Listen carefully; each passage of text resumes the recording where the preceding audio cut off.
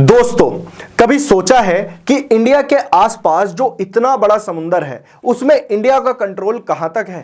तो आइए समझते हैं। पहले किसी भी कंट्री का समुद्री एरिया कोस्ट से बस 6 किलोमीटर तक माना जाता था, बट कोई परमानेंट लॉ ना होने की वजह से दूसरी कंट्रीज आकर रिसोर्सेज एक्सट्रैक्ट करके ले जाती थी। इस प्रॉब्लम को सॉल्व करने के लिए 1982 में हुई United Nations convention on the law of the sea.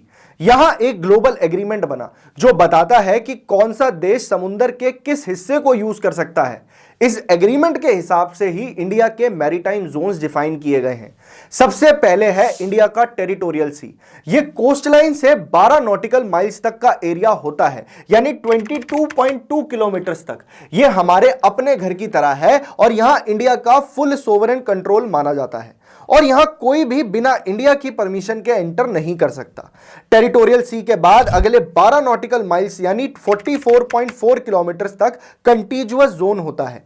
यहां पे इंडिया के बाकी सारे राइट्स तो रहते हैं, पर इस जोन में किसी भी कंट्री का जहाज बिना इंडिया की परमिशन के एंटर कर सकता है। इसके बाद और 176 नॉटिकल माइल्स यानी कोस्ट से 370 किलोमीटर दूर तक एक्सक्लूसिव इकोनॉमिक जोन होता है। यहां इंडिया कोई कानून नहीं बना सकता, पर फिशिंग, ऑयल गैस एक्सप्लोरेशन और मिनरल्स एक्सट्रैक्ट करने के एक्सक्लूसिव राइट्स इंडिया के पास ही रहते हैं। दोस्तों, अब क्या आप मुझे बता सकते हैं कि वर्ल्ड की ऐसी कौन सी कंट्री है जिसका एक्सक्लूसिव इकोनॉमिक जोन सबसे ज्यादा है? अपना जवाब कमेंट सेक्शन में जरूर दीजिएगा।